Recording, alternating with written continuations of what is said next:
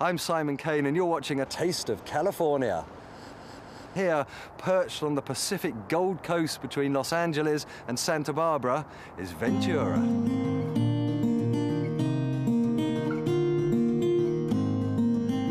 Just an hour's drive north of LA, and with a distinctly Mediterranean climate, say hello to the Californian coast's rising star. With so many great sights and great views, it's hard to know where to start.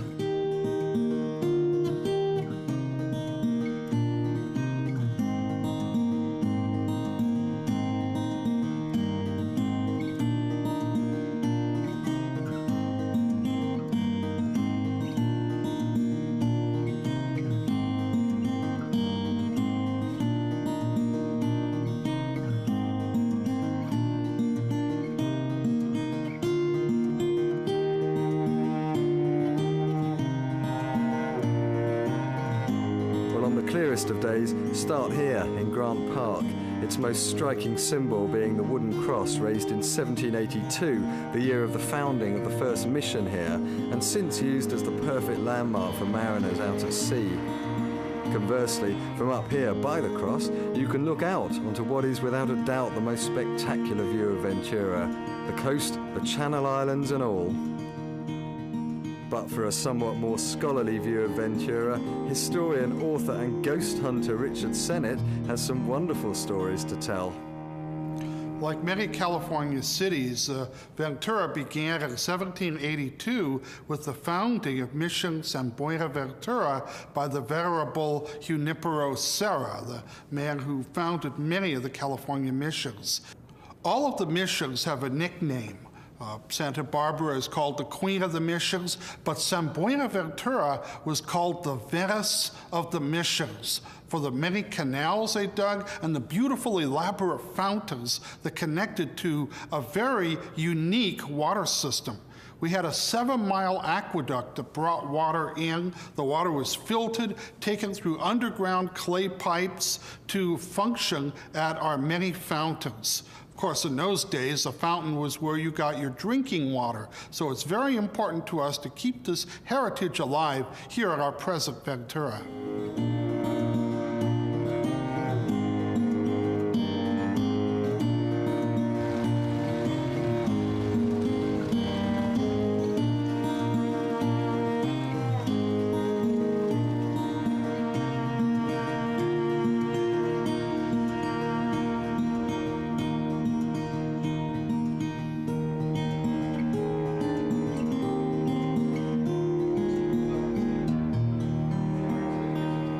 Near the fountain stand the old firehouse, and now that firehouse has been converted into the Clock Tower Inn. Very popular hostelry and restaurant. As a matter of fact, the clock tower was originally built so firemen could dry their hoses by hoisting them up after they were used in a fire.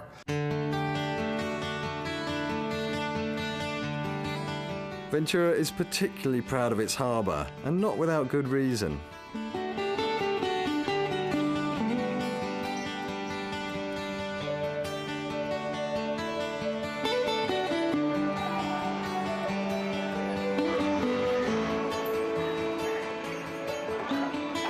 So this is the harbour, Ventura Harbour, and there are lots and lots of good reasons to come down here. There's the harbour itself, great boats. There's the marina, there's the village, and the village has got plenty of really nice shops and lots of very tasty looking restaurants. Now the harbour is also the place that you can come down and get on a whale watching trip or take a boat over to the islands, which is an absolute must. And you can also rent kayaks and pedalos if you're brave enough to find your way through the larger boats. But my recommendation would be to do what I'm doing. Come down here in the late afternoon sun and just watch that golden light glinting off the harbour boats. It's absolutely gorgeous.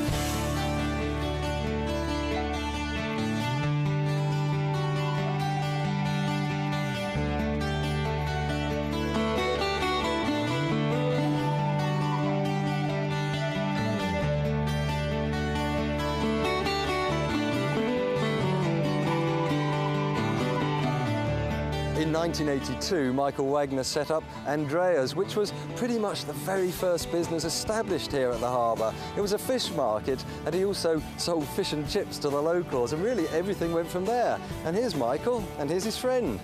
This is a California spiny lobster, and it is served whole. Unlike the Australian and New Zealand tails, we split this lobster down the middle, take out the intestine part, broil it, and cover it with butter, and enjoy eating.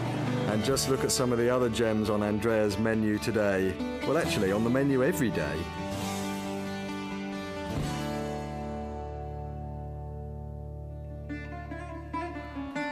But if you're a char-grilled sort of person, there's a great Greek in the harbour. It's called the Greek in the harbour. And it's a spectacle both visually and culinary.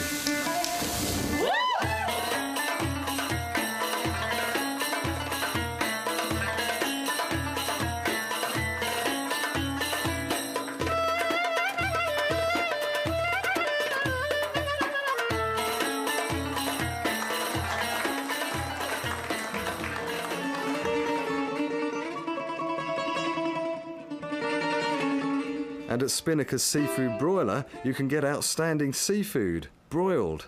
That's grilled to you.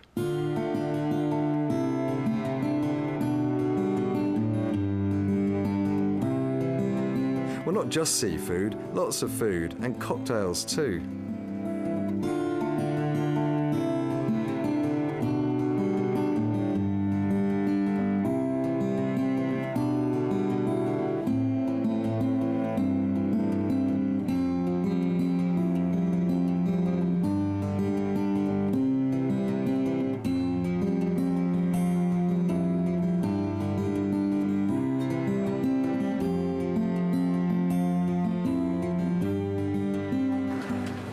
Of course, a huge Californian dinner and a healthy round or two of cocktails may not be the ideal precursor to squeezing into a wetsuit, but on the other hand, an early morning workout is probably just what's needed. I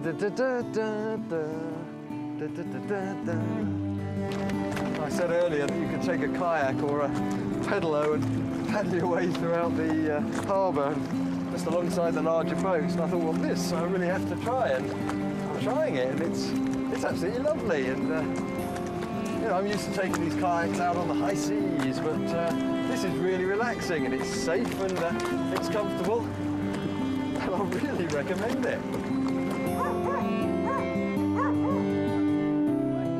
It's certainly an opportunity to see the harbour from a different point of view, i.e. from sea level. And there's some interesting bird life too.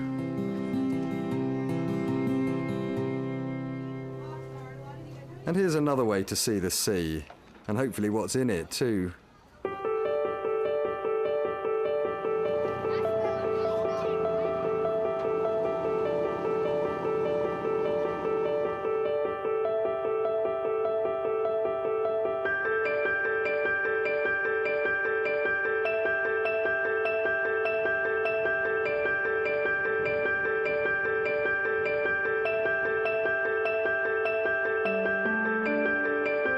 Well, it's a glorious day as we head out of Ventura Harbour on one of Island Packer's two 140-seater whale-watching boats, the same boats they also use for the island trips.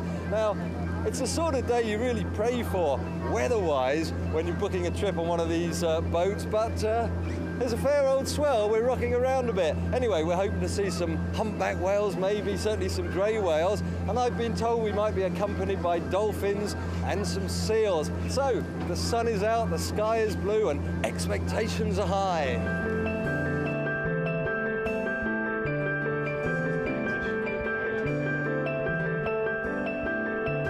You know that expression, some you win and some you lose? Well, I won when I woke up this morning because it was a glorious day, and then there's some you lose because there's an almighty swell and the sea is very, very choppy. The Pacific Ocean is not being kind to us today, and we're heading in.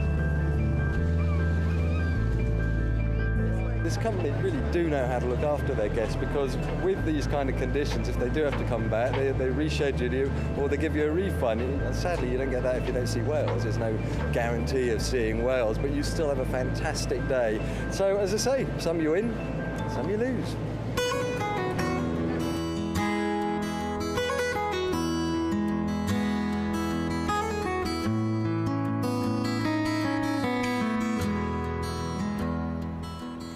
And as night draws near, how about an early bite for the kids at Margarita Villa, while you settle down for a pre-dinner cocktail and watch the sun drop into the ocean?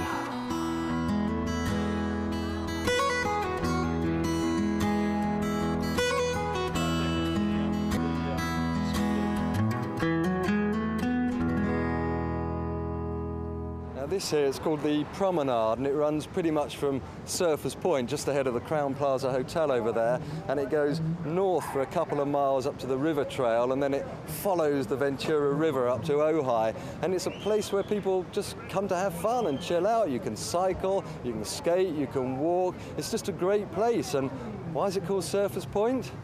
Well, it's obvious, isn't it?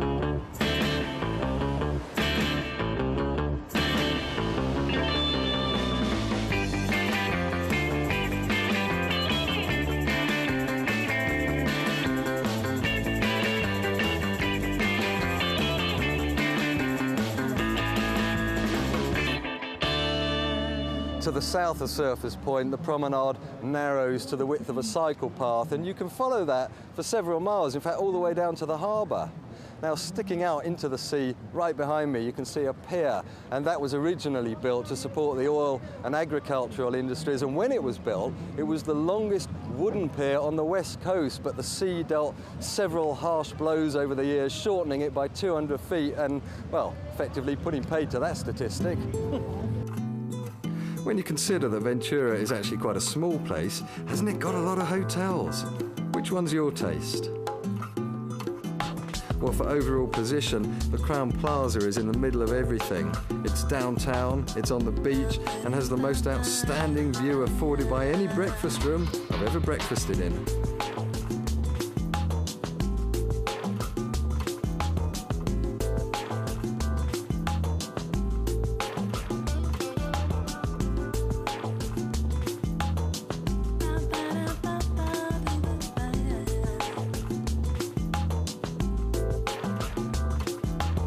And if the Crown Plaza is noted for being the only hotel on the beach, the Four Points Sheraton is equally noted for being the only hotel on the harbour. But it's noted architecturally too, because it was designed by the Frank Lloyd Wright Foundation, with plenty of its namesake signatures all over it, all designed to incorporate the elements. Bringing the outside in is how it's designed. Organic architecture is what it's called. The Marriott is another fine hotel. Full service, very luxurious, every conceivable facility, perfect for business and leisure visitors alike.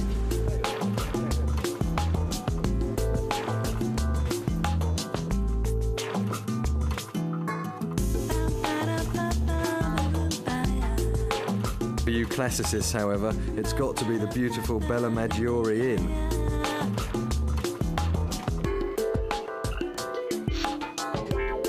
Graceful and charming, with some lovely period features, colourful courtyard, and Sylvia, the inn's very own ghost. You can't actually see her, but she is there, as many guests can testify.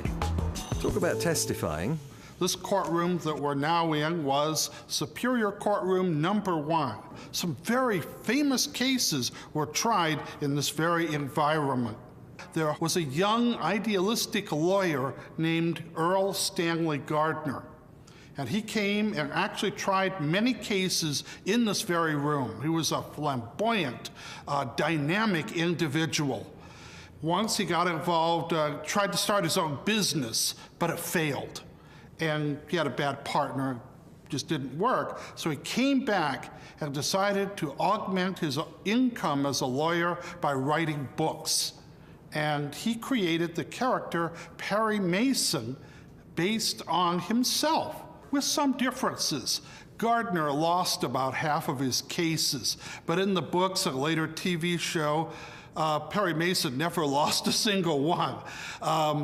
Gardner was a really short fellow who had a forgetful memory. Just people would be introduced to him, he'd forget them. But of course, Perry Mason was very tall and muscular, and of course had a memory like a steel trap. Once you told him something, he never forgot it. So Perry Mason was the man Earl Stanley Gardner wanted to be, but never really was. Well, in his career, he would end up writing 150 books, making him one of the most prolific of all American writers. And on a further historical note, this is the Olivas adobe, built by Don Raimundo Olivas in 1847. It's a real insight into how the wealthy settlers lived, with vignettes of the adobe's rooms and all sorts of courtyard activities for all sorts of age groups.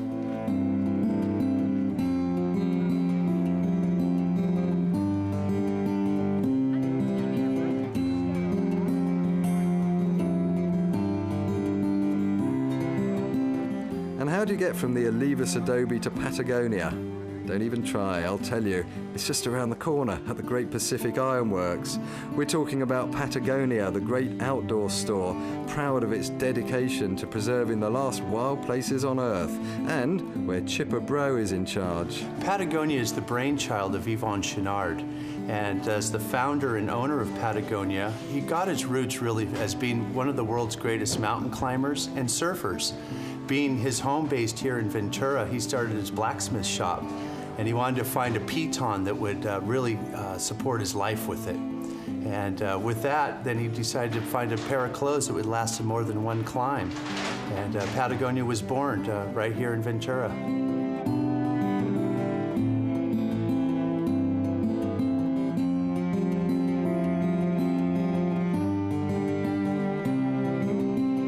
There's some great stuff here, and they gave me a jacket just to prove it.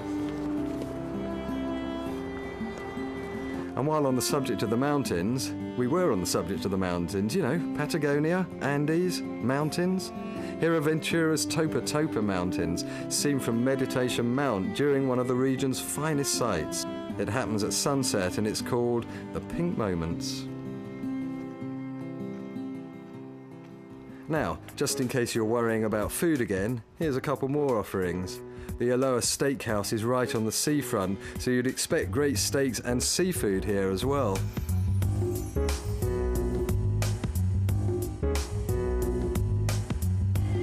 And for something a little different, board the sidecar. You won't travel far. Well, you won't travel at all, but you will get food like this.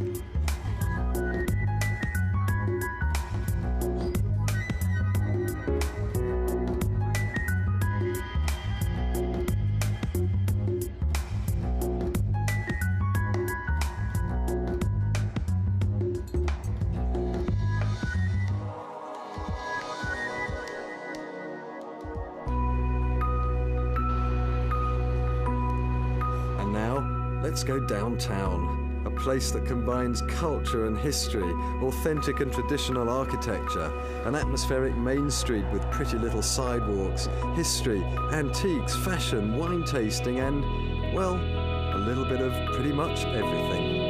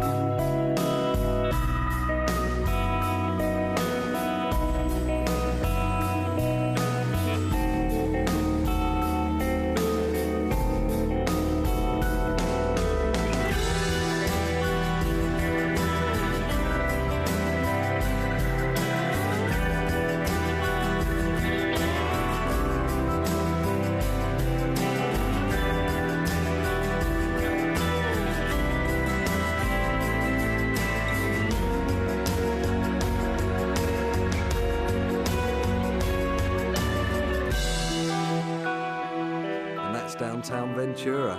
An eclectic mix of so many ingredients which all combine to make it so very, very special.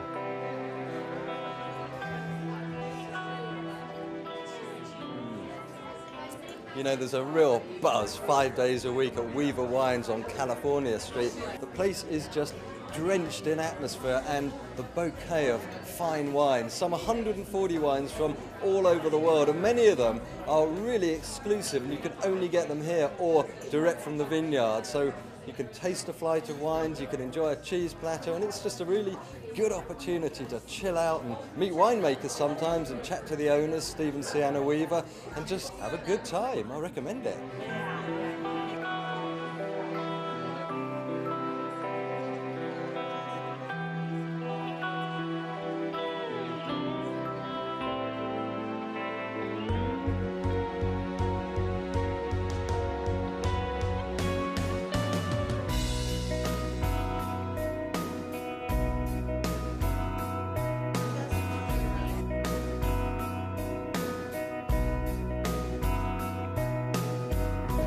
That's about as far as the Ventura Highway takes me.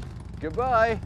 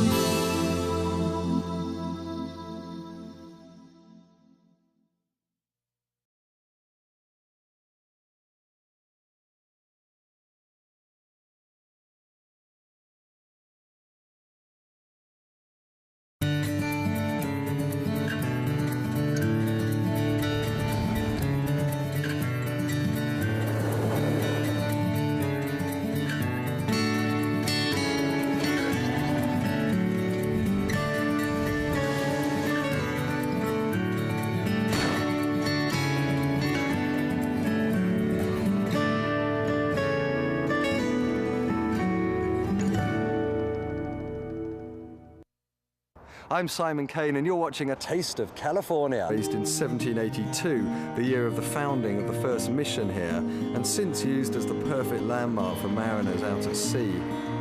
Conversely, from up here by the cross, you can look out onto what is without a doubt the most spectacular view of Ventura, the coast, the Channel Islands and all. But for a somewhat more scholarly view of Ventura, historian, author and ghost hunter Richard Sennett has some wonderful stories to tell. Like many California cities, Ventura began in 1782 with the founding of Mission San Buenaventura by the venerable Junipero Serra, the man who founded many of the California missions. All of the missions have a nickname. Santa Barbara is called the Queen of the Missions, but San Buenaventura was called the Venice of the Missions for the many canals they dug and the beautiful elaborate fountains that connected to a very unique water system. We had a 7-mile aqueduct. Here, perched on the Pacific Gold Coast between Los Angeles and Santa Barbara, is Ventura.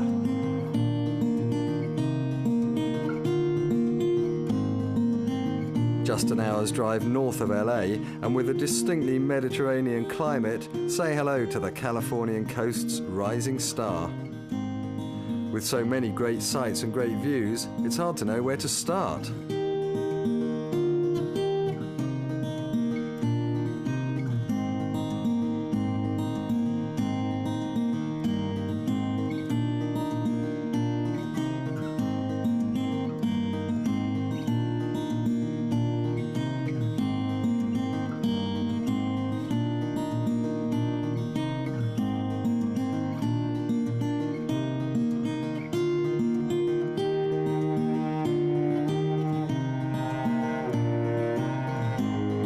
Clearest of days, start here in Grant Park, its most striking symbol being the wooden cross